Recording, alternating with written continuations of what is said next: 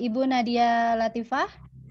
Iya, hadir, Bu. Ya, Bapak Jajang Munandar atau Bapak Engku Sutisna? Hadir, Bu. Oke, Bapak Engkus ya, baik. Bapak Engkusnya belum hadir, Bapak Oh, Engkusnya. Bapak Jajang ada ya, oh baik. Oh iya Pak Jajang, mohon maaf Pak. Ya. Bapak Deden Kurnia hadir atau Bapak Misbah Khairuddin, mohon maaf. Ada salah satunya? Oke, belum hadir ya mungkin Pak Deden ya, belum masuk ke ruang ini. Kemudian Ibu Neng Siti Martini atau Bapak Yayan? Bu Neng ada Bu, Pak Yayan belum masuk sepertinya. Oke. Mungkin salah satu ya Bu nanti yang presentasi ya. Kalau tidak Bu Neng ya. Satu lagi yang terakhir Bapak Hairul atau Ibu Yusrina sudah hadir? Bapak Hairul sudah hadir? Makalah dipersilakan, hanya presentasi selama 10 menit.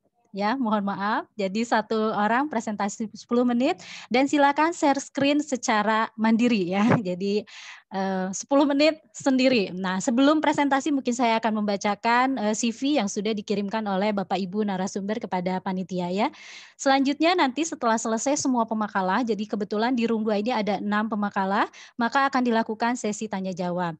Silakan bagi para peserta yang sudah mempunyai pertanyaan, baik untuk pemateri 1 maupun pemateri berapa saja nanti bisa ditulis di kolom chat ya. Panitia akan memilih pertanyaan mana yang akan dibacakan mengingat waktu yang mungkin terbatas. Tapi mudah-mudahan semuanya bisa dibacakan begitu ya.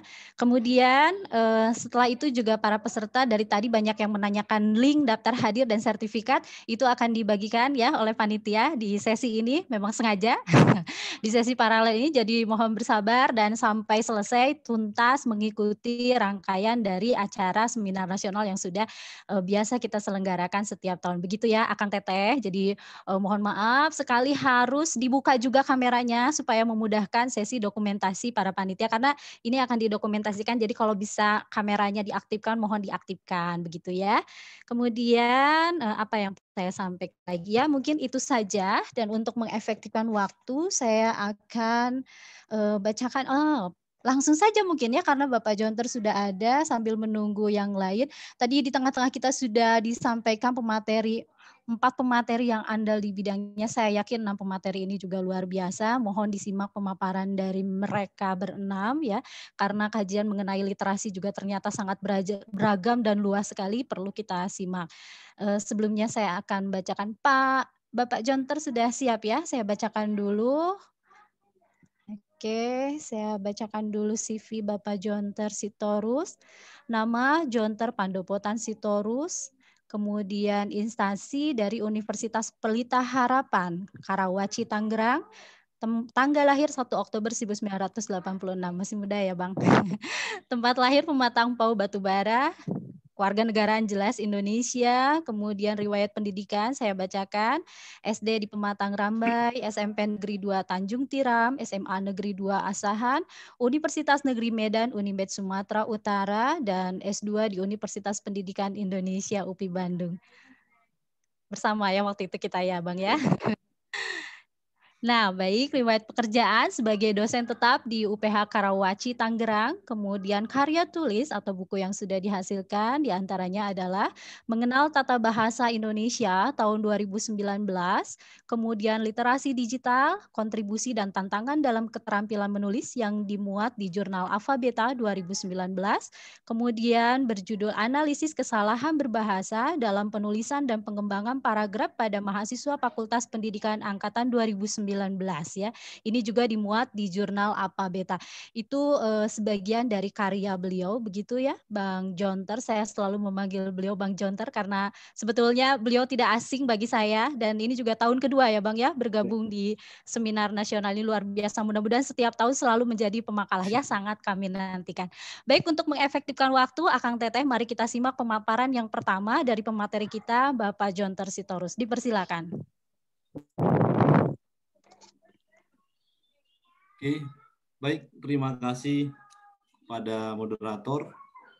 Apakah slide saya sudah terlihat?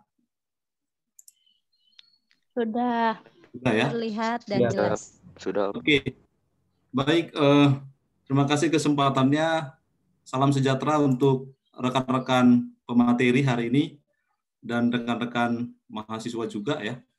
Jadi sebenarnya karena 10 menit saya kira ini cukup cepat ya. Jadi saya coba membuatnya lebih cepat saja. Nanti mungkin lebih banyak kita sesi tanya jawab. Nah, sebenarnya judul yang saya angkat itu adalah pemanfaatan laporan membaca kritis ya melalui LMS Moodle sebagai wujud nyata pematerian literasi baca tulis. Jadi pada intinya sebenarnya melihat latar belakangnya seperti yang sudah dari awal dari pagi kita tahu ya, sudah didengungkan bahwa betul kita masuk di era digitalisasi, segala hal informasi begitu cepat berubah gitu ya, dan kita diharuskan membutuhkan semacam kecakapan hidup ya, yang salah satunya adalah dengan kemampuan literasi baca tulis. Tetapi yang memang menjadi concern saya di dalam penelitian ini nanti adalah bagaimana sebenarnya untuk meningkatkan literasi baca tulisnya itu dengan cara membaca kritis gitu ya. Lalu nanti saya menggabungkannya dengan salah satu alat atau media ya, seperti yang tadi Pak Aji sampaikan di awal, itu ada berbagai macam LMS ya yang dipakai.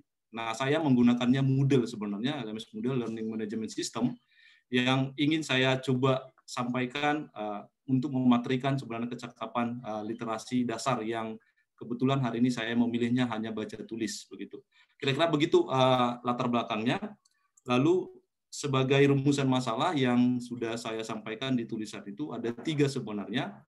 Yang pertama, mengapa penting ya membaca kritis di era transformasi digital. Saya kira tanpa dijelaskan juga dari tadi pemateri semua sudah menjelaskan bagaimana begitu pentingnya. Tapi nanti konsen saya adalah di bagian 2 dan 3 karena memang ini adalah betul-betul penelitian yang saya lakukan gitu ya. Nah, yang kedua itu adalah bagaimana hasil pemanfaatan penugasan laporan baca tulis sebagai bentuk pematerian kecakapan literasi baca tulis pada mahasiswa. Yang ketiga, bagaimana pendapat mereka atau para responden saya itu pembuatan laporan baca tulis melalui penggunaan LMS Moodle gitu. Nah, ini rumusan masalah, dan metodologi yang saya gunakan adalah sebenarnya saya menggunakan teknik sampling ya, purposive sampling. Seperti mungkin rekan-rekan sudah ketahui, purposive sampling adalah penentuan sampel yang memang kita arahkan, kita pilih sendiri karena alasan-alasan tertentu ya. Salah satu alasannya yang saya lakukan karena memang pada responden ini belum pernah dilakukan penelitian, dan saya melihat ini cukup kompeten untuk dilakukan penelitian, kira-kira begitu.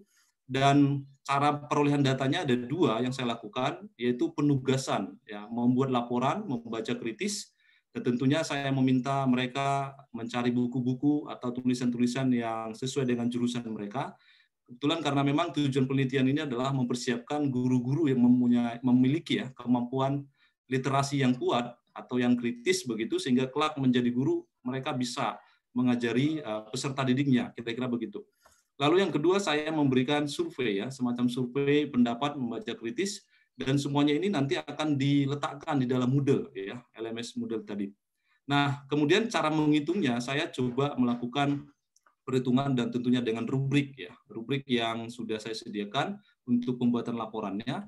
Dan lalu yang berikutnya tentang surveinya, saya juga memberikan survei. Jadi saya buat link survei di Google Form begitu, lalu saya letakkan juga tetap di LMS Moodle-nya, kira-kira begitu. Ya, seperti tampilan tadi di judul awal ya, itu adalah format kita LMS Moodle di UPH yang kita gunakan sehingga rekan-rekan mahasiswa itu bisa, meskipun nanti dalam proses pembelajaran asinkronus, kira-kira begitu.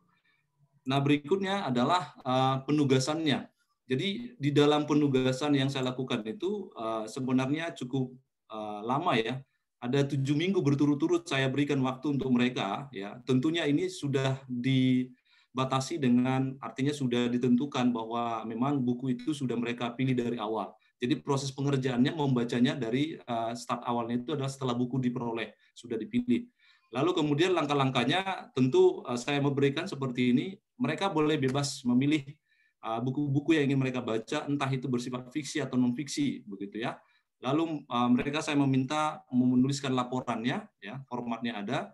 Lalu kemudian mereka submit hasilnya itu melalui LMS Moodle yang kemudian nanti akan dihitung melalui rubrik seperti kira-kira modelnya, ini gambarannya ya, ini tampilannya ketika mereka akan mengumpulkan. Jadi nanti 7 laporan.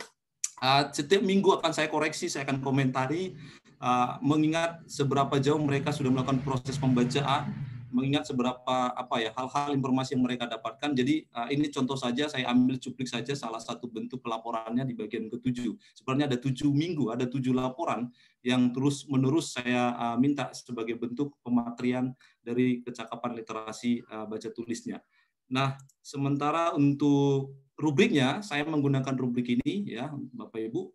Yang saya nilai di sana adalah dari tampilan ya. Jadi tampilannya itu nanti apakah laporan sesuai dengan format yang sudah diberikan misalnya. Lalu progresivitas ya, maksudnya apakah setiap minggu mereka mengumpulkan. Karena kadang-kadang di tengah-tengah pandemi ini mungkin ada yang sempat baca, ada yang tidak, ada yang lupa submit, ada yang terlambat begitu. Lalu dari mutunya saya lihat adalah dari pengantarnya. Dari pengantar ini adalah memperlihatkan sejauh mana mereka betul-betul mengenali isi bacaan. Jadi membaca yang saya maksud di sini sudah masuk pada kategori membaca kritis, bukan membaca elementer atau aplikasi, atau membaca yang tadi disampaikan di skala awal ya. Tapi ini sudah memang levelnya untuk mempersiapkan mahasiswa kita sebagai guru-guru kelak, sehingga nanti mereka memiliki kecakapan literasi, kira-kira begitu konsepnya. Lalu saya lihat isinya, dari isinya itu saya membutuhkan penjelasan detail apa yang mereka baca, kira-kira begitu. Lalu tanggapan kritisnya. Nah, di sini yang menarik karena dari tadi pembicara dari awal sampai akhir kan berbicara host gitu ya. Bagaimana berpikir kritis itu betul-betul diterapkan. Nah, saya juga memuat isi ini rubriknya tanggapan kritis. Jadi mereka tidak hanya sekadar membaca tapi memberikan respons, memberikan tanggapan-tanggapan kritis terhadap apa yang dibaca, terserah entah itu mereka boleh setuju, mereka mungkin boleh tidak setuju, atau mereka mungkin mengkritisi hal-hal yang mereka baca begitu sesuai dengan buku yang mereka pilih sendiri. Nah, yang berikutnya adalah mengenai simpulan. Nah, di sini coba karena kadang-kadang menyimpulkan tidak mudah ya. Jadi saya minta mereka menyimpulkan apa yang mereka lakukan. Nah, tentu kalau mereka betul-betul tidak membaca dengan serius, dengan intens begitu, dengan 7 minggu berturut-turut, tentu simpulannya pasti tidak sesuai begitu. Nah, ini saya komentari, saya koreksi. Lalu saya lihat juga kebahasaannya. Nah, Bapak Ibu yang terhormat, tentu setelah adanya rubrik itu saya memperoleh hasilnya. Nah, hasilnya setelah saya lakukan penilaian secara objektif melalui rubrik itu, maka saya memperoleh gambarannya seperti ini ya, dari nilai angka 96 sampai yang terendah itu 50 sebenarnya yang saya peroleh melalui rubrik itu. Dan seperti yang saya katakan di tadi metodologi, bahwa ini saya coba masukkan pada kategori penilaian, yaitu tinggi, sedang, dan rendah. Nah, ternyata setelah saya melakukan itu, saya konversi, tingginya itu ada sebenarnya responden saya itu 45 orang, 39 orang memperoleh nilai tinggi ya. Jadi kategorinya cukup baik menurut saya, tapi ini kan harus dilakukan penelitian lanjutan. Nah, ini hanya masih 1 kali, tidak tahu apakah nanti di kemudian hari bisa seperti itu. Nah, tengah ada 6 dan rendah tidak ada, sesuai kriteria. Mungkin tentu akan ada pertanyaan, bagaimana penentuan kriteria? Nah, itu kan sebenarnya adalah kebutuhan waktu penelitian ini. Nanti mungkin kita bisa berdiskusi tentang itu. Lalu kalau kita konversi misalnya melalui diagram, kira-kira gambaran seperti ini, Bapak Ibu ya, bagaimana sebenarnya hasil yang diperoleh dari proses penelitian ini. Nah, itu untuk penugasannya. Sementara untuk meyakinkan saya apakah betul nilai itu, maka saya juga melakukan survei yang tadi saya katakan, membuatnya ini di dalam Google Form, lalu saya letakkan di Moodle masing-masing, karena memang setiap mahasiswa atau responden itu sudah memiliki Moodle akses itu. Jadi kapanpun mereka bisa buka, jadi mereka mengisi dengan skala yang sudah ada, 1, 2, 3, 4, 5, begitu ya. Nah, dengan pertanyaan-pertanyaan seperti ini, dan saya cukup senang melihatnya ya, artinya ini pendapat-pendapat yang saya peroleh, dan ini tidak ada intervensi, mereka mengisi sendiri dengan Google-nya begitu, dan saya membuatnya itu Google Form memang dengan no name ya, tidak ada nama yang saya tidak tahu itu siapa mahasiswanya mengisi, yang penting linknya sudah ada di Moodle, kira-kira begitu. Nah, yang cukup bagus itu ya penilaian-penilaiannya adalah berada di rata-rata angka 4 dan 5, jadi ini setuju dan sangat setuju. Dengan pertanyaan-pertanyaan yang diajukan, sebenarnya ada komponen untuk membacanya, komponen membacanya begitu ya, lalu komponen untuk pembuatan tugas laporan baca kritisnya, lalu tentang modelnya sendiri ya, tentang alat atau LMS modelnya sendiri. Nah, ini cukup mereka apresiasi bahwa proses penggunaannya itu cukup membantu mereka di dalam melakukan proses membaca kritis sehingga pelaporan yang mereka lakukan cukup berhasil. Menurut penelitian ini, lagi-lagi ini perlu juga harus diteliti ulang dan diproses ulang karena hanya baru sekali. Nah, itu Bapak Ibu ya untuk hasilnya. Sehingga sebenarnya saya menyimpulkan ya, nggak apa-apa cepat-cepat mungkin lebih asik nanti kita bertanya. Intinya sebenarnya dengan 3 pertanyaan rumusan itu, kalau yang pertama jelas memang di era transformasi sekarang dengan digitalisasi begitu cepat, maka tentu akan dibutuhkan semacam kecakapan literasi baca tulis karena kita tahu ini adalah fondasi dasar ya yang memang harus dimiliki setiap orang kalau memang ingin bertahan hidup di era informasi yang begitu caruk-marut, dan kita harus pintar-pintar mencari informasi mana yang betul-betul kita butuhkan, mana yang hoax, mana yang tidak, kira-kira begitu. Nah, yang kedua, setelah saya melakukan penelitian, kesimpulannya tentu pemanfaatan laporan baca tulis LMS model dapat membantu sebagai cara. Dan ini betul-betul jelas nyata karena memang ternyata asik ya mengajar itu dengan teknologi. Ternyata meskipun kita tengah pandemi, kita juga bisa mengajari mereka untuk tetap mempertahankan kecakapan literasi baca tulisnya, yaitu dengan LMS model.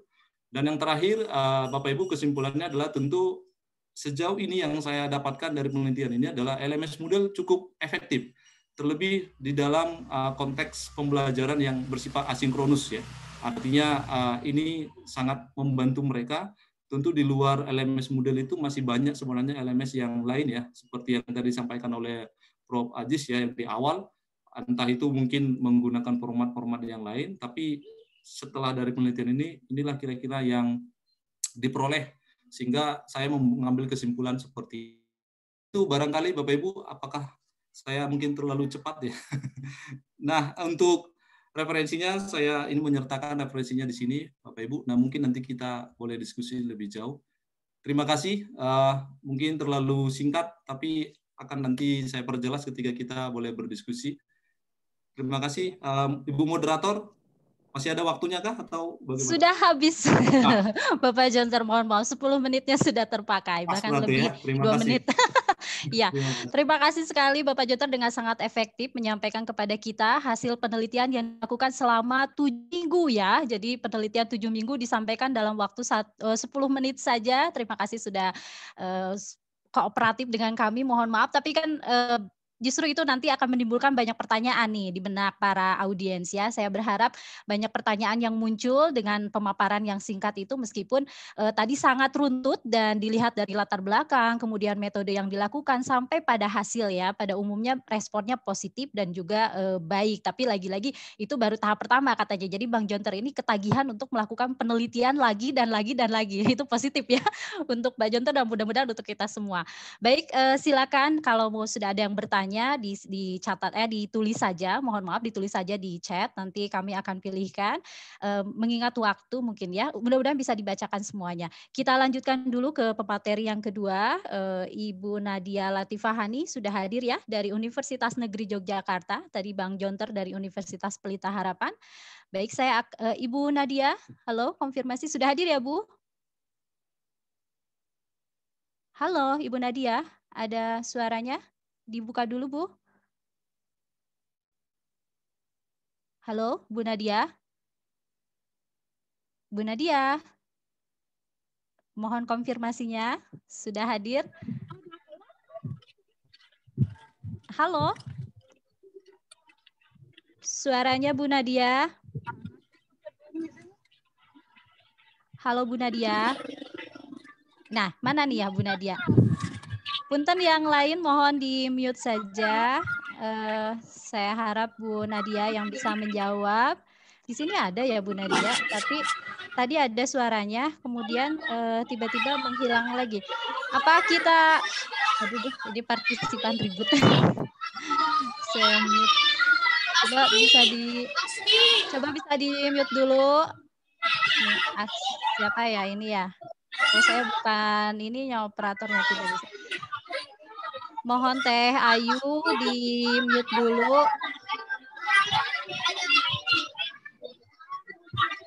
Jika Bu Nadia tidak ada, kita lanjut ke Bapak Jajang atau Bapak Engkus Sutisna. Pak Engkus barangkali mungkin ya yang akan memaparkan. Ya, mohon maaf di mute-nya ini oleh host. Sebentar ya, saya bukan hostnya ya, tidak bisa di mute semua. Mohon maaf, Ibu Yesi, mohon bantuan untuk menyampaikan. Di mute saja audiens di room 2.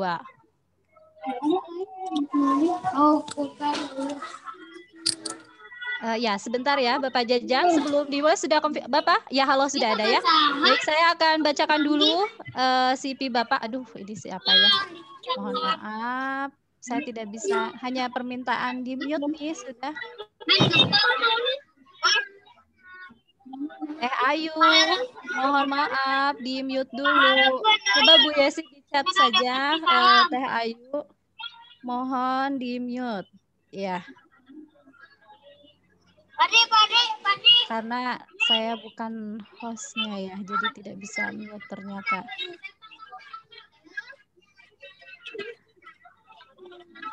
Baik, saya akan bacakan dulu CV dari Bapak Engkus. Nama Engkus Sutisna, betul ya Pak? Dari Institut Keguruan dan Ilmu Pendidikan IKIP Siliwangi. Aduh. Sebentar ya Pak ya, ini agak mengganggu juga. Sebentar. Harus.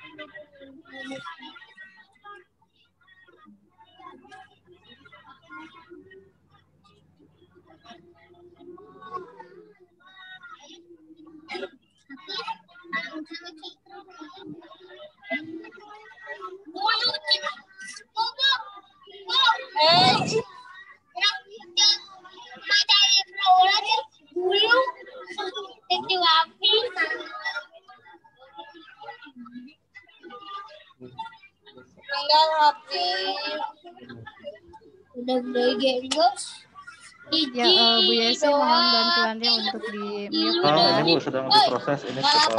Oh ya, maka Pak Restu, mohon maaf. Terima kasih Pak Restu. Baik, saya bacakan kembali Bapak Engkus Sutisna, kemudian afiliasi dari Institut Keguruan dan Ilmu Pendidikan IKIP Siliwangi Bandung. Tanggal lahir 5 Januari 1969, tempat lahir di Subang, kewarganegaraan WNI juga. Riwayat pendidikan di SDN Lengkong Subang, kemudian SMPN 1 Kalijati, SPGN Subang, lulus tahun 1989, dan di STKIP Siliwangi Bandung, jenjang S1, lulus tahun 1993.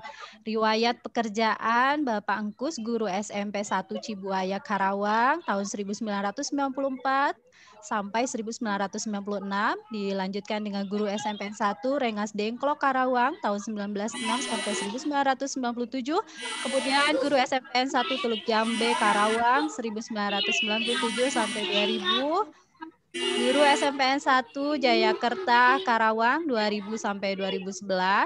Halo. Dan menjabat sebagai Kepala SMPN 2 Tirta Jaya Karawang 2012 sampai 2015.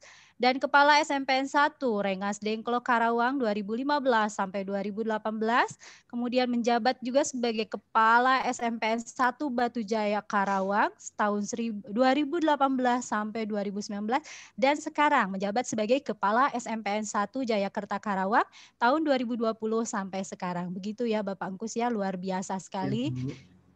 Iya, baik. Mari kita dengarkan, kita simak pemaparan dari beliau. Saya persilakan Bapak Engkus. Waktunya mohon maaf hanya 10 menit ya Bapak ya. Mohon maaf sekali. Mangga Pak. Terima kasih. Bismillahirrahmanirrahim. Assalamualaikum warahmatullahi wabarakatuh. Waalaikumsalam warahmatullahi wabarakatuh. Peserta seminar, pemateri, dan pengatur acara. Alhamdulillah pada kesempatan ini saya akan memaparkan hasil penelitian kami, saya dengan Pak Jajang, yaitu penggunaan metode saintifik berbantu media audiovisual untuk memproduksi teks prosedur pada siswa SMK kelas 11. Latar belakang penelitian.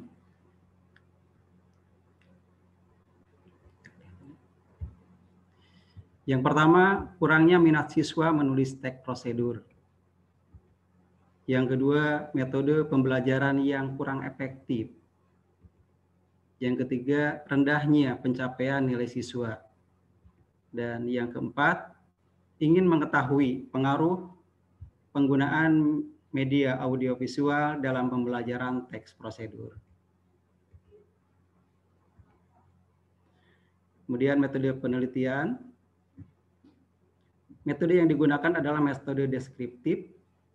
Bentuk penelitiannya penelitian tindakan kelas atau PTK dilaksanakan dalam 3 siklus.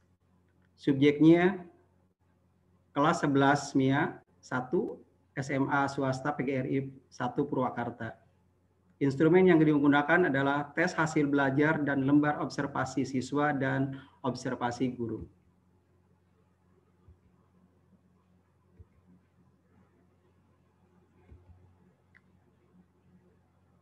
Hasil pembahasan, penggunaan media audiovisual pada siklus 1 terlaksana, namun penggunaan media belum bisa digunakan secara maksimal. Kemudian pada siklus kedua, aktivitas pembelajaran meningkat. Guru beserta siswa berusaha melaksanakan langkah pembelajaran dan aktivitas keterlibatan siswa sudah terlihat. Peran guru sebagai fasilitator difungsikan dengan baik. Hasil pembelajaran semakin meningkat pada siklus ketiga. Kegiatan pelaksanaan pembelajaran pada siklus 3 ini memperlihatkan adanya interaksi sehingga pembelajaran tampak hidup.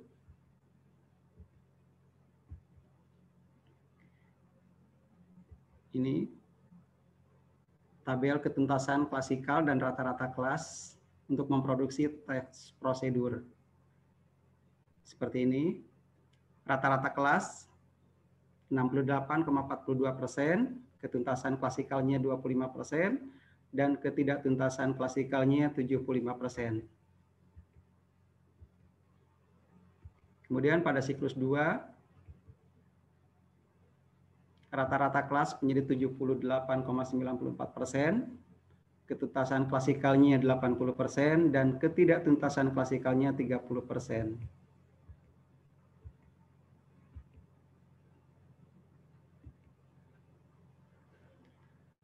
Tabel ketiga, ketuntasan klasikal dan rata-rata memproduksi teks prosedur siklus 3. Rata-rata kelas 92,10%, ketuntasan klasikalnya 85%, dan ketidaktuntasan klasikalnya 15%. Itu barangkali hasil penelitian kami yang dilakukan beberapa waktu yang lalu. Untuk itu, saya sampaikan terima kasih. Terima kasih sekali Bapak Angkus, singkat ya, penelitiannya juga sudah dipaparkan. Ya, mungkin karena permintaan saya 10 menit, terima kasih Bapak, padahal masih ada tadi sekitar 4 menit atau kurang ya. Terima kasih dan silakan kepada audiens yang punya pertanyaan perihal memproduksi teks prosedur dengan menggunakan media audiovisual ini, dipersilakan nanti bertanya di kolom chat ya, yang kemudian akan saya sampaikan langsung kepada pemateri.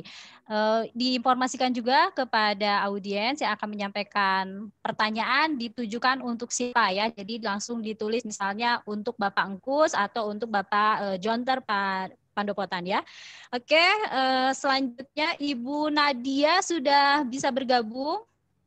Bapak Angkus mohon maaf, skrinnya ditutup dulu ya. Saya panggilkan pemateri berikut. Nanti pertanyaan di akhir ya Bapak ya. Mohon menunggu dengan sabar bagi pemateri 1 dan pemateri 2 yang sudah menyampaikan materinya. Sekali lagi Ibu Nadia, apakah sudah bergabung bersama kami di room 2? Bu Nadia, tidak ada, kita lewat lagi. Mungkin berikutnya adalah Bapak Deden sudah hadir?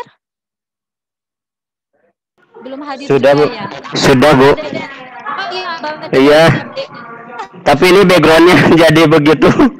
Aduh Bapak, backgroundnya ini dulu dihilangkan dulu supaya wajah Bapaknya terlihat sama Oh, saya. iya sama ya. Saya tahu nih efek laptop saya Pak. Kalau Iya, Bapak boleh gimana ya? nanti pada saat presentasi backgroundnya kita abaikan, mungkin wajah Bapak lebih penting ya Pak ya. Oh, siap, siap. Ya. Boleh, tidak apa-apa Pak, karena Bapak sebagai pembicara supaya bisa didokumentasikan juga wajahnya. Iya, ya. siap. Baik, sebelum dimulai saya bacakan dulu CV Bapak ya Pak ya. Iya, mangga. Baik, hadirin yang kami hormati, adalah pemateri ketiga kita. Bapak Deden Kurnia, instansi di IKIP Siliwangi, Bandung. Tanggal lahir 15 Juni 1982, tempat lahir di Bandung. Riwayat pendidikan SDN Sukaasih Kabupaten Bandung, Cileuri Kabupaten Bandung, SMA Pasundan Majalaya Kabupaten Bandung, dan STAI Bandung 2006. Riwayat pekerjaan akademik sebagai guru SD Negeri Sukaasih Kabupaten Bandung tahun sampai 2014. Kemudian menjadi guru SMA SKB Majalaya Kabupaten Bandung tahun 2007 sampai 2014, dan menjadi guru SMA N1 Majalaya Kabupaten Bandung dari 2014 sampai sekarang.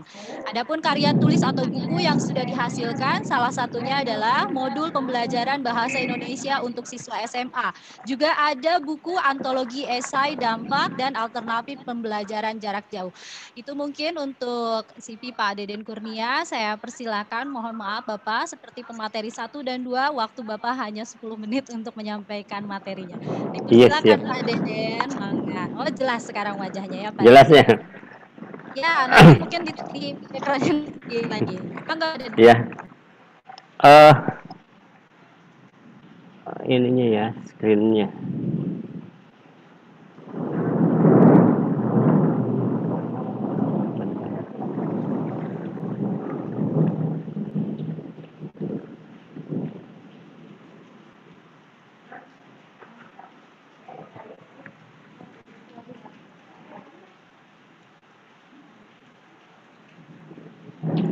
Assalamualaikum warahmatullahi wabarakatuh. Terima kasih kepada moderator yang telah memberi kesempatannya untuk memaparkan materi yang akan disampaikan. Nah, pada materi kali ini saya akan menyampaikan model pembelajaran menulis karangan narasi dengan menggunakan media karikatur kuasi eksperimen terhadap siswa MTS. Nah, adapun penelitian ini dengan 3 orang, yaitu yang pertama saya sendiri, yang kedua itu Pak Misbah Khairuddin, yang kedua itu Ibu Ise Lilis Hendrayani.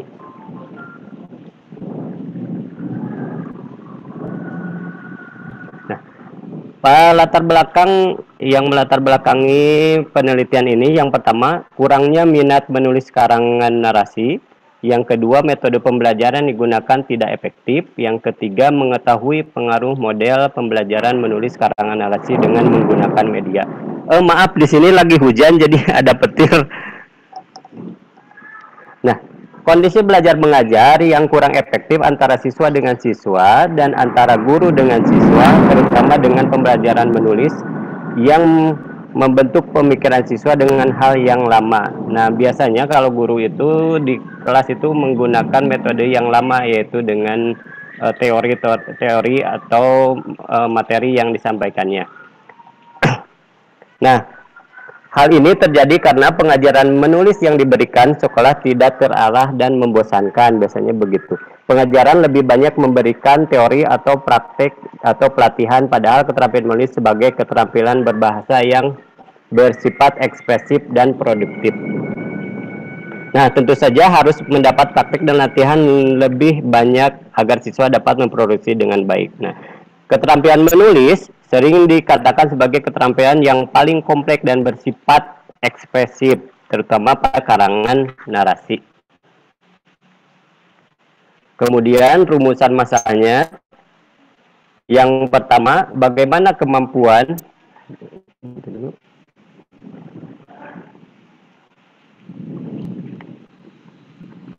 sebentar ya. Nah, yang pertama, bagaimana kemampuan siswa MTS dalam menulis karangan narasi. sebelum menggunakan media karikatur. Nah, ini data pretestnya. Yang kedua, bagaimana kemampuan siswa MTS dalam menulis karangan narasi sesudah menggunakan media karikatur. Nah, ini pasca tesnya. Yang ketiga, adakah perbedaan yang signifikan kemampuan siswa MTS dalam menulis karangan narasi sebelum dan sesudah menggunakan media karikatur? Selanjutnya, metode penelitiannya. Nah, pada metode penelitian ini menggunakan metode eksperimental dengan model kuasi eksperimen.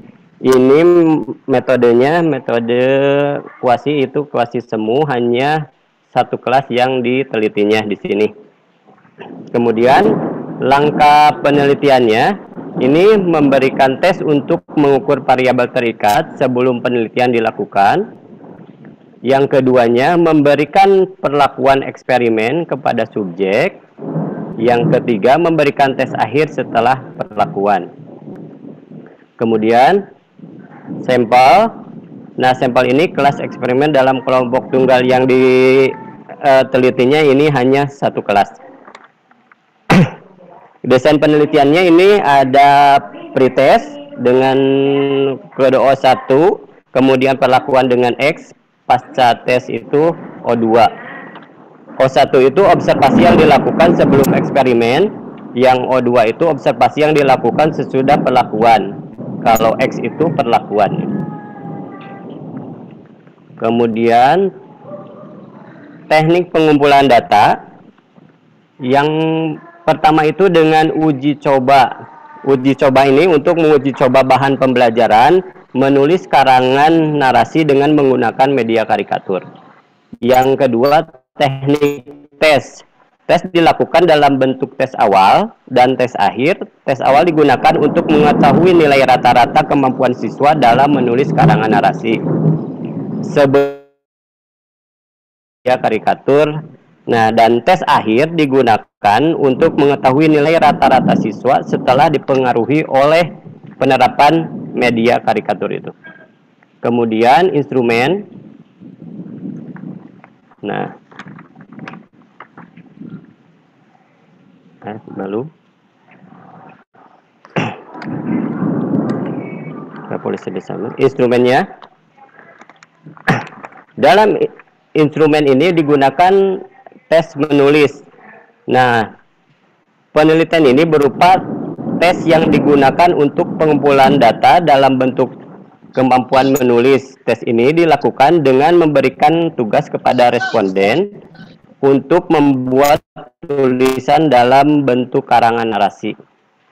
Dengan maksud untuk memperoleh nilai pretest dan pasca tes sebelum dan sesudah kegiatan mengajar. Nah, tes menulis dilakukan terhadap siswa secara serempak dengan mengadakan persiapan-persiapan sebelumnya. Nah, jenis persiapan yang dilakukan adalah memberikan pembelajaran dengan media karikatur. Teknik pengolahan datanya, yang pertama itu menginventarisasi dan menyeleksi data prates dan postes. Yang kedua, membuat tabel persiapan uji T. Yang ketiga, menentukan rata-rata setiap tes dengan menggunakan rumus itu. Boleh Bapak lihat ya, Bapak dan Ibu.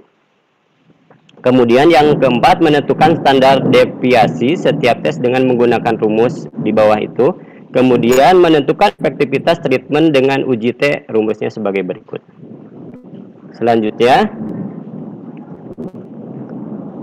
hasil dan pembahasan. Nah, perbandingan tes awal dan tes akhir, data prates kemampuan menulis dengan media karikatur yaitu 6,3. Kemudian data pasca tes kemampuan menulis dengan media karikatur 7,0. Nah, pembahasannya. Nah, dari data di atas tampak ini dari jumlah siswa 33 orang ya. Dari data di atas tampak saat prates dilakukan terdapat 26 siswa yang telah berhasil mencapai tujuan pengajaran. Sedangkan 7 orang belum berhasil mencapai tujuan pengajaran. Nah, nilai rata-rata 6,3 menurut patokan acuan skala 10 yang dikeluarkan DEPAG, nilai 6,3 termasuk kategori cukup. Kemudian, Ternyata pada saat pasca tes dilaksanakan, siswa yang berhasil mencapai pengajaran berjumlah 30. Hanya 3 orang siswa yang harus terus dilatih dan diarahkan lebih intensif. Sedangkan rata-rata pasca tes 7,0 termasuk dalam kategori cukup baik. Simpulannya, nah, sebentar.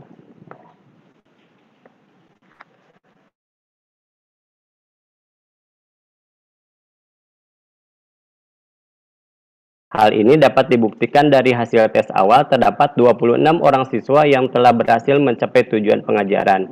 Sedangkan 7 orang belum berhasil mencapai nilai rata-rata 6,3. Menurut patokan acuan penilaian PAP skala 10 yang dikeluarkan Diknas, nilai 6,3 termasuk kategori cukup baik. Nah, tingkat kemampuan siswa setelah mendapat pembelajaran menulis karangan narasi dengan menggunakan media karikatur termasuk kategori baik. Hal ini dibuktikan dari hasil tes akhir terdapat 30 orang siswa yang berhasil mencapai tujuan pengajaran. Hanya 3 orang siswa yang harus dilatih dan diarahkan lebih intensif. Nilai rata-rata tes akhir mencapai 7,0 menurut patokan acuan penilaian PAP skala 10 yang dikeluarkan Dinas, nilai 7,0 termasuk kategori baik. Ya, demikian. Ini ya, selanjutnya. Baik Pak Deden, bagaimana sudah?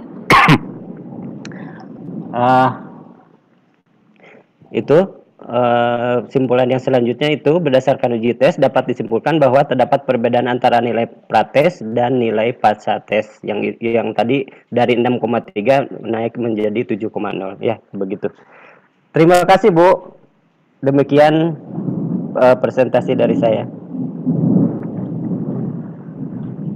Ya, mangga. Terima kasih Pak Deden yang sudah memaparkan materinya. Mungkin kita mengulas sedikit.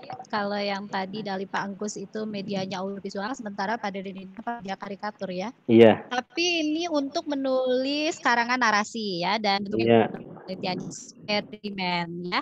Kalau tadi PTK mungkin ya, kalau ini eksperimen. Baik, jika ada pertanyaan boleh disampaikan di kolom chat dulu. Mohon maaf Pak Deden, share screen-nya ditutup saja.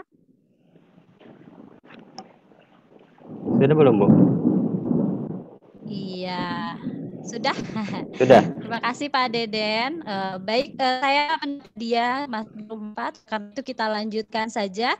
Terima kasih Pak Deden dan Pak Misbah Hairudin ya, yang sudah memaparkan materinya. Iya. Kita lanjut ke pemateri berikutnya, Ibu Martini atau Bapak Yayan. Ada sudah hadir? Pak Yayan, tadi Bu Ning sudah hadir ya? Ya. Bunda atau Pak Yayan yang mau menyampaikan?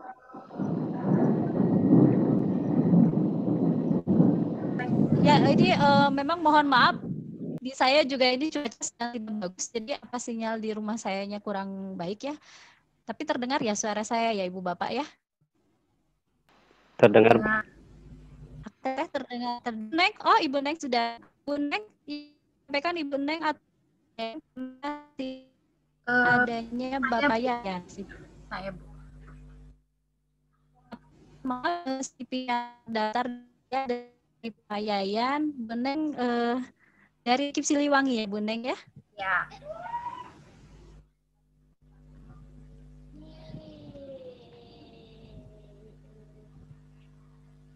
Baik Bu Neng, terdengar suara saya?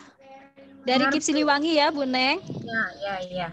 Ya baik, saya menyampaikan dari modul asesmen diagnostik, analisis struktur dan kebahasaan teks eksposisi pada siswa kelas 10 ya. Mangga Bu Neng persilakan, Akang Teteh, Ibu Bapak, mari kita simak pemaparan beliau. Mangga Bu, waktunya 10. Assalamualaikum warahmatullahi wabarakatuh. Judul artikel kali terdengar Bu? Ibu.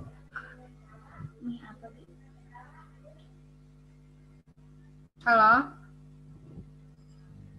Bu Neng agak juga ya. Ya Bu, mangga dilanjut Asesmen Bu. diagnostik analisis struktur dan kebahasaan teks eksposisi pada siswa kelas 10. Untuk latar belakang permasalahannya, yang pertama memang kondisi saat ini keterampilan berbahasa diperlukan di berbagai profesi, khususnya dari segi argumentasi dan pengumpulan data untuk meyakinkan lawan bicara kita. Yang kedua, ujian nasional menjadi asesmen kompetensi minimum di mana soal-soalnya itu harus benar literasi dan numerasi. Lalu selanjutnya hasil penilaian sebelumnya belum mencapai target ini dapat didiagnostikan karena memang peserta didik belum memahami konsep, struktur, dan kebahasaan teks eksposisi. Lalu pentingnya asesmen diagnostik sebelum melanjutkan pada kompetensi dasar selanjutnya. Untuk rumusan masalahnya yang pertama. Mohon maaf Bu, agak blur ya ininya, share screen-nya agak blur ya, atau mungkin hanya di saya saja. Di Ibu Bapak tidak blur? Blur sama Bu. Blur ya. Barangkali Bu Neng gimana Bu? Pengaruh jaringan PPT kayaknya. yang lebih jelas. Jaringan. Oh begitu. Ya Iya. mudah-mudahan tapi terbantu oleh suara Bu Neng ya. Bu Neng suaranya cukup jelas meskipun PPT-nya agak blur Bu. Tapi mangga kalau tidak ada PPT yang lain dilanjut saja Bu. Mangga Bu. Ya sinyal sepertinya Bu. Mangga Bu. Rumusan masalahnya, apakah asesmen diagnostik dapat menelaah kesulitan-kesulitan yang dialami peserta didik pada soal bernara literasi dan numerasi? Apakah tipe tes asesmen diagnostik efektif digunakan? Dan yang ketiga, apakah interpretasi dan tindak lanjut yang dapat ditentukan efektif? Selanjutnya metode penelitiannya adalah menggunakan deskriptif kualitatif dengan sampelnya 17 siswa dan instrumennya tes atau asesmen diagnosis struktur dan kebahasaan teks eksposisi. Untuk skenario penelitiannya adalah pertama menganalisis kompetensi asesmennya itu struktur dan kebahasaan teks eksposisi, lalu menganalisis kompetensi dasar prasyarat yaitu keterampilan berdebat. Nah, selanjutnya menganalisis keterkaitan materi kompetensi dasar prasyarat dengan kompetensi dasar di kelas asesmen, di mana sebelum siswa mulai berdebat memang harus diketahui apakah ada kesulitan terlebih dahulu dalam segi bereksposisinya, sehingga saat nanti berdebat anak-anak bisa langsung kuat dalam segi argumentasinya. Selanjutnya menyusun soal, setelah menyusun soal menganalisis jawaban siswa, dari analisis jawaban siswa itu diinterpretasi dan penentuan tindak lanjut yang dilakukan oleh guru. Selanjutnya, apa itu asesmen diagnostik? Asesmen diagnostik adalah sebuah penilaian yang dilakukan dengan tujuan untuk mengetahui kesulitan-kesulitan siswa di awal pembelajaran sehingga dapat menjadi bahan untuk mempersiapkan pembelajaran di kompetensi dasar selanjutnya. Di sini ada sebuah skornya. Jadi dari segi skornya itu berbeda, ada kodenya dan skornya. Untuk kodenya biasanya menggunakan pemahaman utuh, ada paham sebagian, 1, 2, dan tidak paham. Untuk item ketiga ini ada 3 peserta didik yang paham utuh dengan jawaban betul. Ini interpretasinya dikatakan siswa memahami pengertian fakta dan dapat mengaplikasikan konsep fakta teks eksposisi. Dalam ini pertanyaannya menentukan kalimat fakta. Selanjutnya ada 3 peserta didik yang paham sebagian. Di sini diinterpretasikan siswa memahami isi bacaan tetapi tidak mengetahui apa itu fakta. Yang selanjutnya ada 11 peserta didik yang lumayan cukup banyak. Di sini diinterpretasikan siswa kurang memahami isi bacaan dan tidak mengetahui konsep kalimat fakta. Tetapi untuk jawaban tidak pahamnya tidak ada karena tidak ada dikategorikan sebagai tidak ada jawaban. Di sini untuk interpretasinya siswa tidak paham bacaan, tidak mengetahui pengertian dan ciri-ciri dari fakta. Berarti kalau begitu tindak lanjutnya guru memang harus mengulang dari awal nanti. Selanjutnya untuk tipe asesmen diagnostik, karena tadi menggunakan kode, ada paham utuh sebagian. Contohnya contoh soal benar salah di mana skor 2 ini alasan betul, membulatkannya betul untuk skor 2. PS 1 atau paham sebagian 1 di mana skor 1 alasan betul membulatkannya salah, bisa jadi anak-anak ini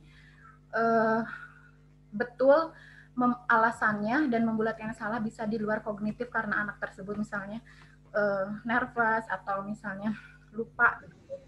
Untuk paham sebagian 2 skornya 0, alasannya salah, membulatkannya betul, bisa jadi anak tersebut keliru atau memang tidak tahu jawaban atau melihat jawaban temannya begitu. Untuk tidak paham skornya 0 alasannya salah, membulatkannya salah. Demikian juga untuk pilihan ganda uraian menjodohkan isian itu juga sama, menggunakan kode.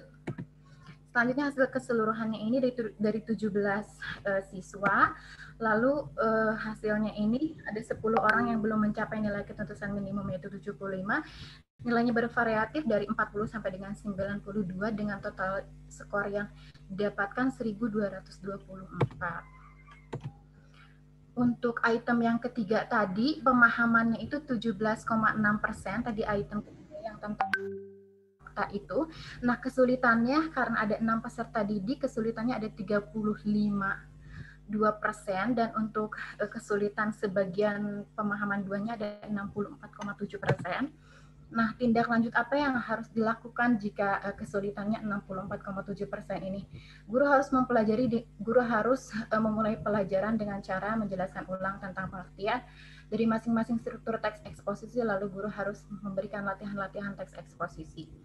Ada tindak lanjut yang ini dengan menggunakan bermacam-macam metode pembelajaran. Di sini Huta Gulung melakukan penelitian, ternyata dengan menggunakan learning start with equation ini kemampuan menentukan struktur teks eksposisi di kelas 10 itu dapat meningkat atau efektif begitu.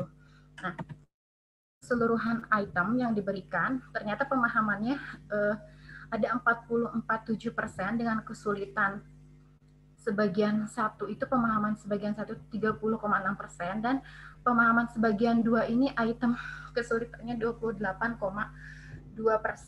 gitu.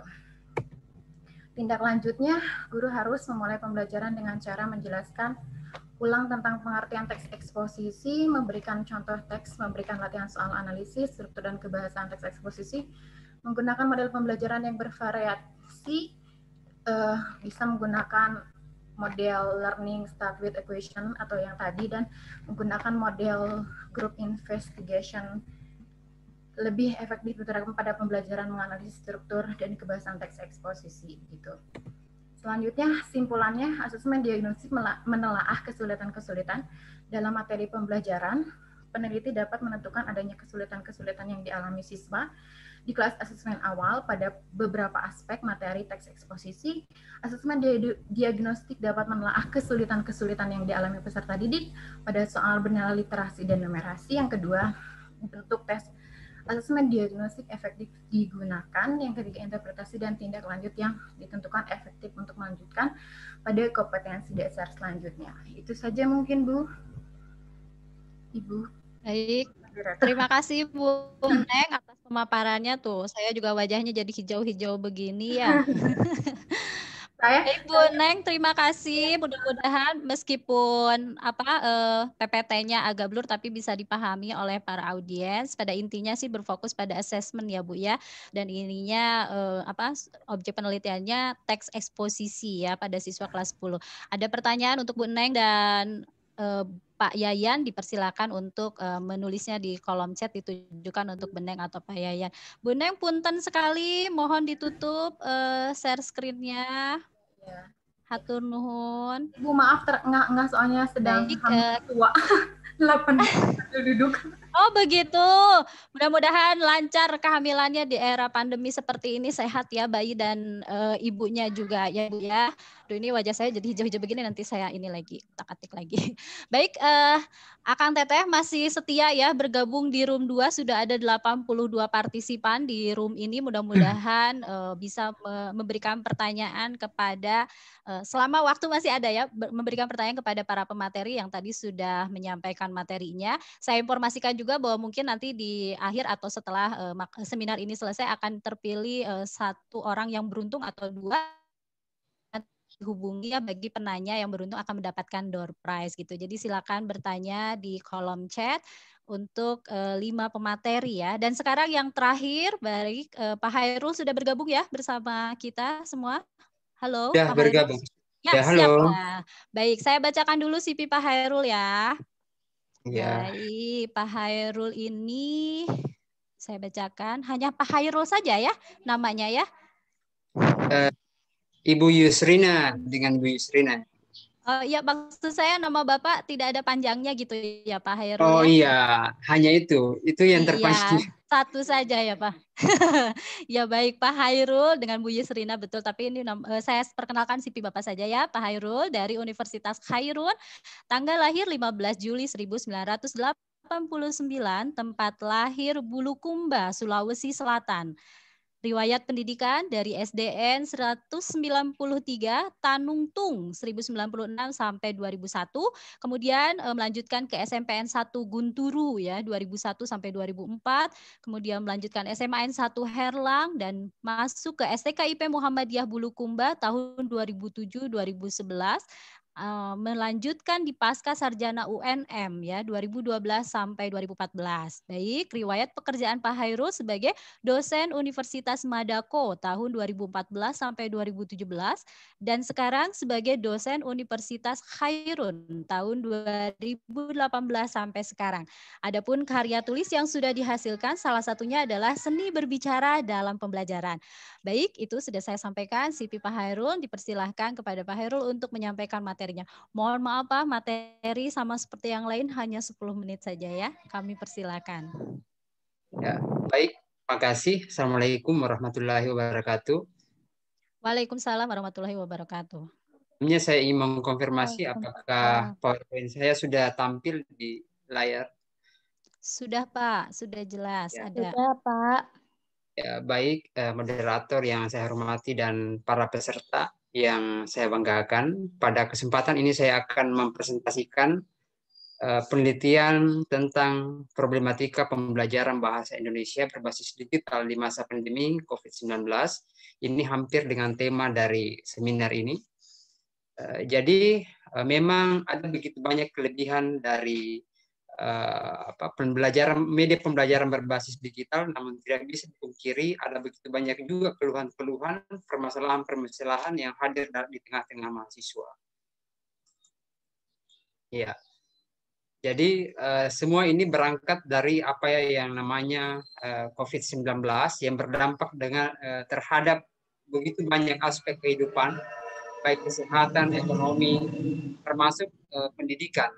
Dan dengan adanya problematika, kemudian suasana atau situasi baru dalam dunia pendidikan karena COVID-19 ini, maka diambillah kebijakan yaitu bagaimana memanfaatkan media pembelajaran berbasis digital. Namun di dalam pelaksanaan atau realisasi pembelajaran digital itu ditemukan banyak keluhan-keluhan, terutama dalam dunia kampus, baik oleh dosen dan mahasiswa. Adapun inti rumusan masalah dari penelitian saya adalah bagaimanakah problematika pembelajaran bahasa Indonesia berbasis digital di masa pandemi COVID-19. Apakah permasalahan itu berada pada aspek visual, audio, perangkat video, internet, dan sebagainya. Tadi sudah ada salah satu pemakalah yang menyampaikan bahwa ada kelebihan dari media pembelajaran berbasis digital, tapi tentu ada problematika yang perlu diungkap sehingga nanti pemanfaatan media berbasis digital akan lebih baik lagi dengan belajar dari kesalahan-kesalahan atau permasalahan-permasalahan.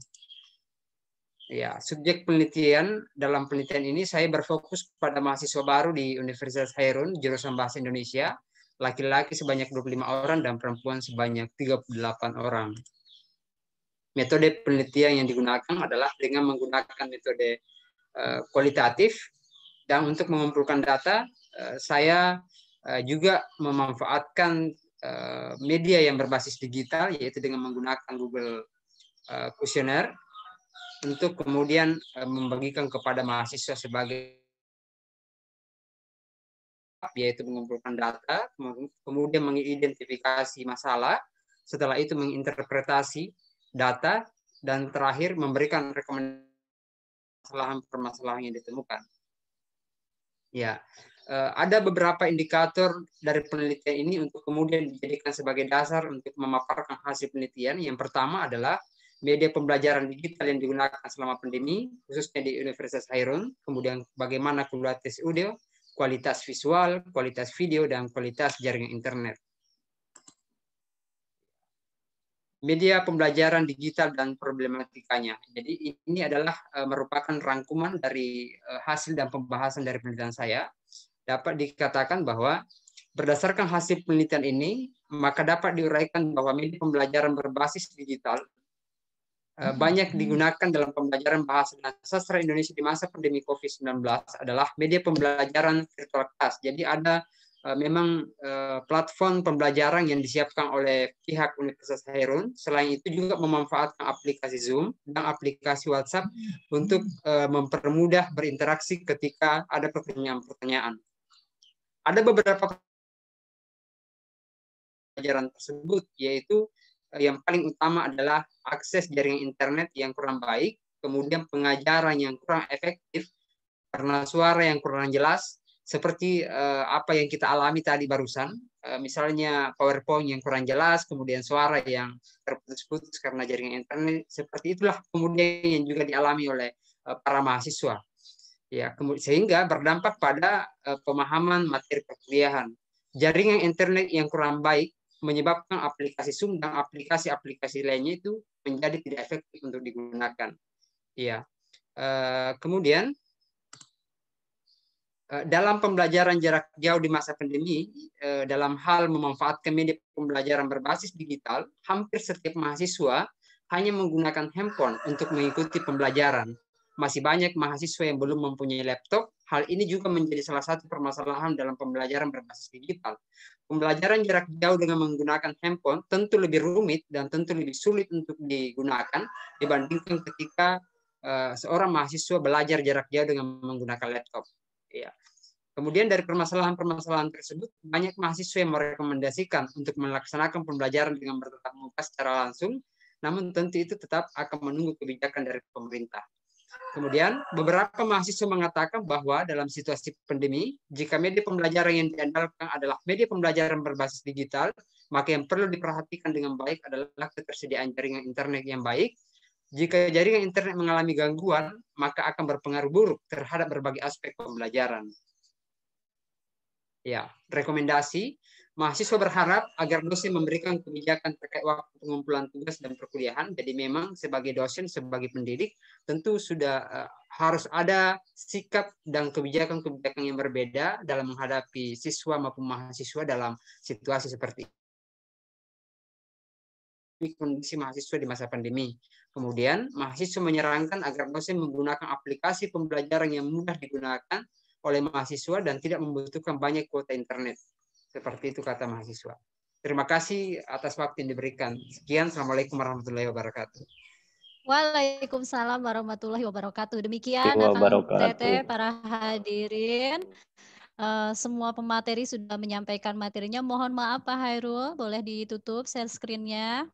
Sudah. Baik, saya ingatkan kembali, sudah ada 5 pemateri yang menyampaikan materi. Saya ingatkan kembali ya Pak, para audiens. Yang pertama tadi ada Bapak Jonter Pandopotan yang sudah menyampaikan materi mengenai pemanfaatan laporan membaca kritis melalui LMS sebagai wujud nyata pematrian literasi baca tulis.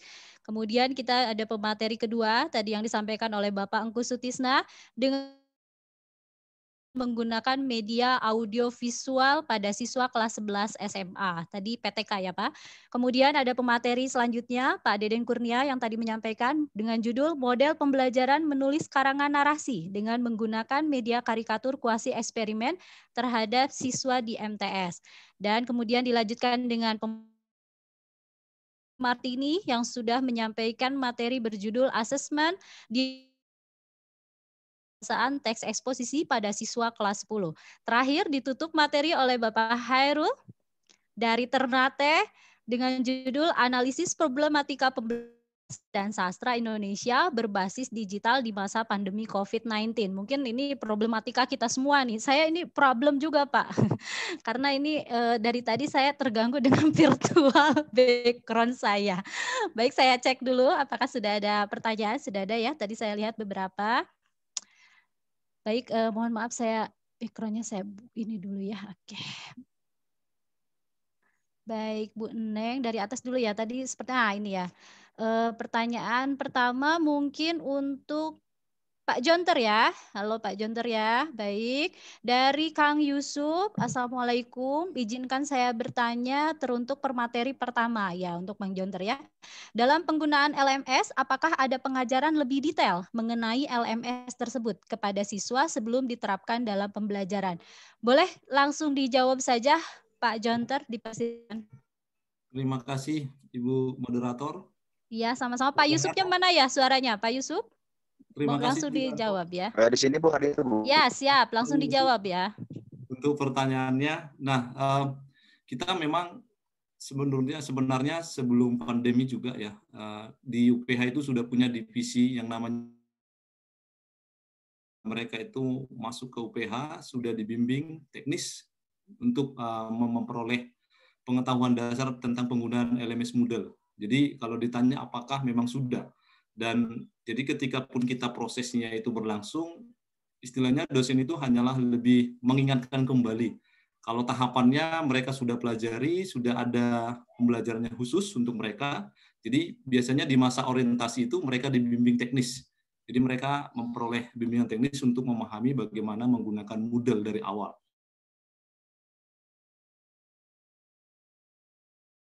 Pertanyaan lanjutan boleh? Baik, terima kasih Pak.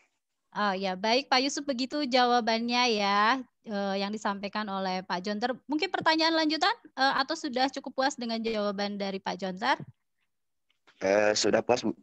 Oh, sudah puas. Baik, terima kasih Pak Jonter. Kita lanjut ke pertanyaan berikutnya. Izin bertanya kepada Bu Neng. Baik Bu Neng, bagaimana cara mengukur siswa yang mampu menulis teks eksposisi dan apa saja alat ukur penilaiannya? Mungkin tadi salah satunya alat ukur diagnostik ya, tapi barangkali silakan Bu Neng dari Kang Ahmad Zakaria. Dipersilakan untuk dijawab.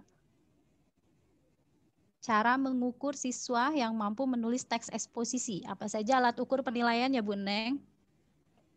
Dipersilakan. Alat ukur penilaiannya kan kita bisa membuat tes ya Bu ya, tes dari soal-soal analisis itu juga bisa. Lalu untuk alat ukur eksposisi penilaiannya itu dari kriteria penilaiannya, jadi mau apa yang dinilainya, mau dari strukturnya, mau dari kebahasaannya, begitu alat ukurnya deh. Jadi yang mau dinilainya apa dulu gitu. Untuk tes apa tadi pertanyaannya? Alat ukurnya ya? Iya, alat mengukur siswa yang sudah mampu menulis teks eksposisi ya, tapi tetap mungkin ya harus dilihat dari Dengan strukturnya, tes, ya, harus tetap dari bahasa ya.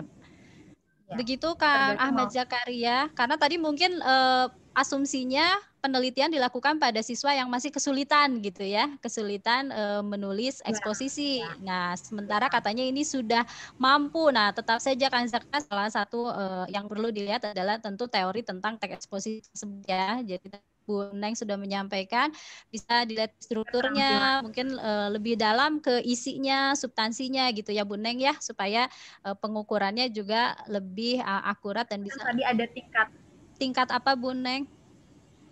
Ya, tadi kan ada tingkatannya untuk pemahaman utuh. Ya, ya. Anaknya sudah paham sebagian jawaban full semua gitu, tapi kan ada yang paham sebagian, anak-anak sudah paham konsepnya tapi tidak bisa mengaplikasikannya misalnya begitu. Iya, mungkin jadi indikatornya naik ya, parameternya mungkin lebih diperdalam lagi gitu ya Bu Neng, bagi yang sudah merasa mampu, tapi tentu ada beberapa indikator yang terus bisa digali supaya tetap betul-betul mampu dan expert dalam teks eksposisi. Bagaimana Kang Ahmad Zakaria, hadirkah? Lumayan cukup Bu, karena memang tadi blur. Jadi tidak jelas. Oh iya, tadi agak blur ininya PowerPoint, tapi sudah bisa dipahami mungkin ya, bisa dilihat tadi dari struktur dan juga isinya itu bisa menjadi alat ukur penilaian teks eksposisi secara expert. Biasanya substansi ya, kalau saya pikir yang harus lebih expert. Baik, kemudian pertanyaan untuk Pak Hairul ya, dari Kang Yadi Mulyadi, bagaimana menyiasati hasil capaian pembelajaran mahasiswa yang disebabkan oleh video, jaringan internet, kuota, dan lain-lain. Mana Pak Hairul menyiasati hasil capaian pembelajaran? Silakan Pak Hairul dijawab pertanyaan Kang Yadi Mulyadi. Kang Yadinya hadir ya, Kang Yadi? Soalnya warna baju sama dengan latar, Pak.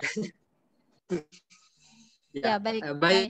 Kang Yadi kita dengarkan. Pertanyaannya bagaimana mengukur capaian pembelajaran dengan problematika yang betul. Dengan problematika yang ada, betul.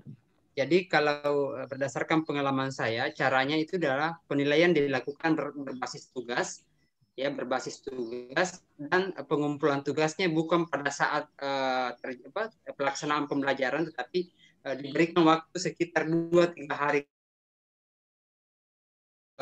Mahasiswa leluasa untuk kemudian menyelesaikan tugas-tugas yang diberikan.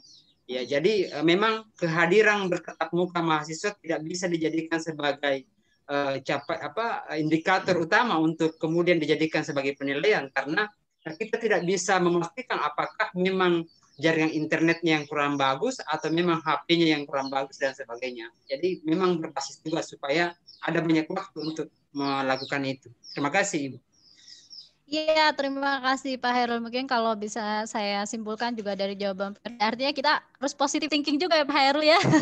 Tidak bisa mengatakan terlambat karena memang malas misalnya ya. Jadi harus ada beberapa trik yang dilakukan, betul. Salah satunya tadi pemberian waktu yang berbeda ketika tugas itu diberikan secara luring maupun daring ya, berbeda sekali. Kalau ruling kita tentukan, kalau daring tadi kata Pak Hairul. Gitu Pak Yadi, barangkali ada sanggahan atau masih kurang puas atau bagaimana? Dari segi waktu mungkin cukup Pak Yadi ya. Terima kasih Pak Heru. Iya, terima kasih Pak Yadi. Sudah dicatat oleh Bu Yesi ya, siapa saja yang bertanya. Kita lanjut, masih ada waktu Bapak. Ini pertanyaan untuk Pak Deden Kurnia. Maaf izin bertanya, silakan Teh Santi yang bertanya, apakah ada perbedaan dalam menggunakan media karikatur sesuai jenjang pendidikannya? Dan apakah media karikatur ini bisa diaplikasikan ke pembelajaran lain, Pak Deden? Bagaimana? Silakan Pak Deden. Nah, iya Bu. Ya. Nah, untuk pembelajaran karikatur ini bisa digunakan untuk semua jenjang. Ini baik SD, SMP maupun SMA. Bahkan kuliah pun kalau mau bisa digunakan, Bu. Mungkin ya, yang membedakan apa ya, Pak? Temanya mungkin ya. Temanya iya, temanya, kemudian materinya pasti bisa dimasuk begitu. Tingkat kerumitan karikaturnya sendiri ada perbedaan tidak Pak tuh dari segi jenjang gitu?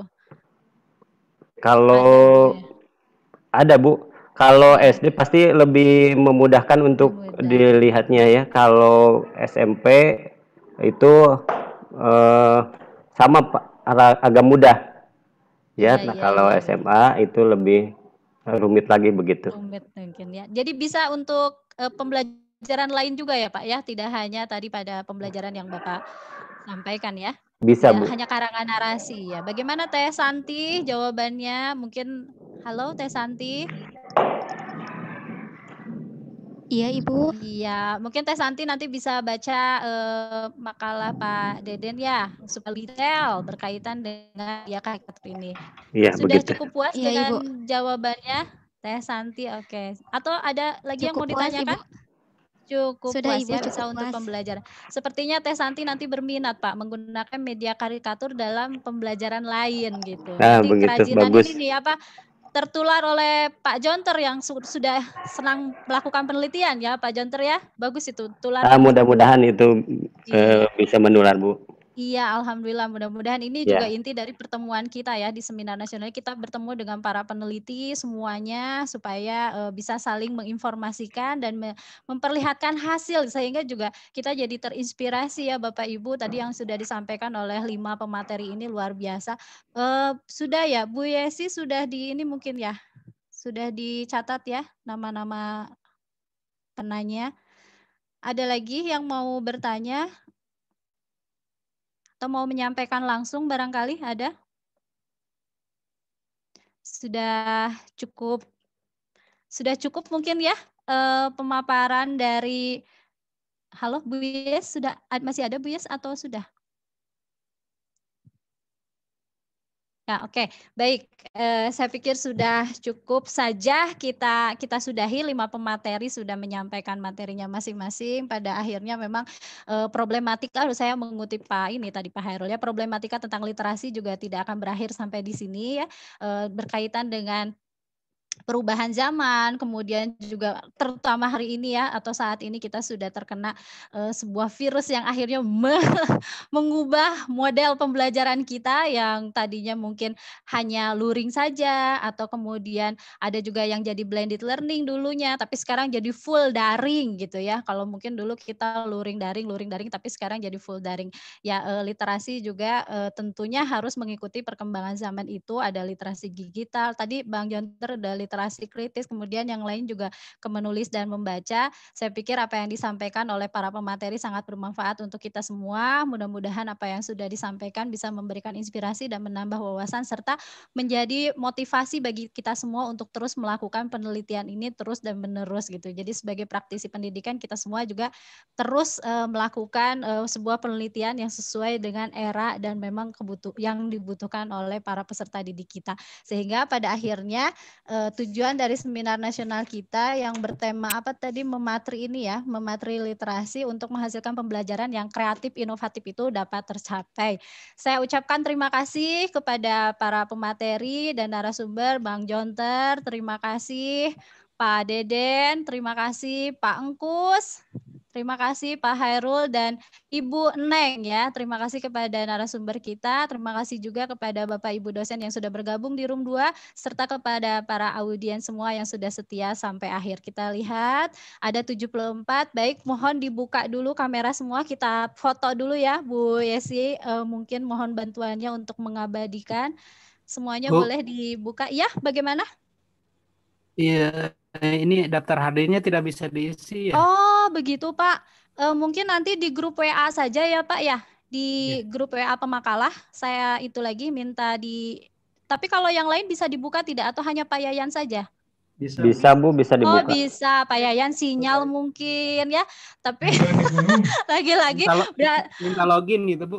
Oh minta login. Kalau tadi yang lain minta login tidak? Sama Bu. Tidak Bu. Oh login saja Pak kalau begitu. Bagaimana? Atau mungkin nanti di WA grup ya Pak ya? Boleh ya di-share kembali. Login dulu Bu. Kenapa Pak? Ya sama login dulu tadi juga. Oh iya login begitu Pak aja, Yayan. Berarti semuanya login dulu. Saya tidak mengisi barusan. Tapi login dulu. Berarti Pak Yayan boleh jika masih tetap ada kendala nanti bisa ditanyakan di WhatsApp grup pemakalah. Begitu ya Pak Yayan ya? Nanti kalau tidak nanti kami langsung memberikan ke Japri saja. Begitu. Nah, untuk tadi yang saya sampaikan siapa nanti penanya yang beruntung juga akan disampaikan nanti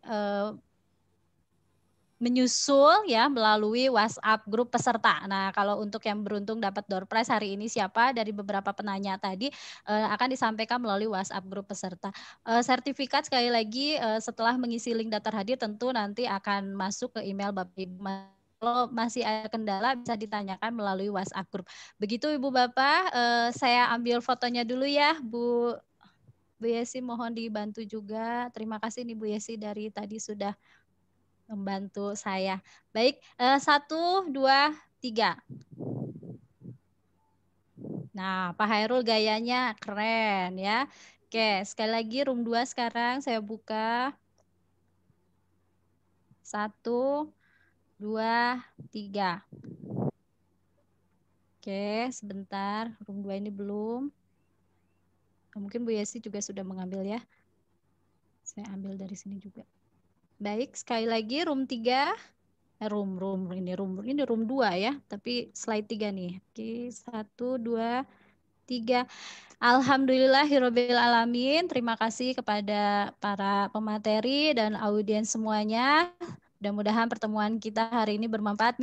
Tahun depan saya tunggu kembali para pemakalah ya untuk memasukkan hasil penelitiannya pada Semnas kami. Insya Allah ini acara rutin tahunan, jadi tapi tidak ada yang tahu apakah tahun depan itu kita akan tetap daring seperti ini atau mungkin nanti luring ya. Jadi kami harapkan partisipasi Bapak Ibu semua untuk tetap mengikuti Semnas tahunan kami. Saya tutup saja pertemuan hari ini. Terima kasih kepada Bu Yesi dan Pak Restu juga. Wabillahi taufiq wal hidayah. Assalamualaikum warahmatullahi wabarakatuh. Waalaikumsalam warahmatullahi wabarakatuh.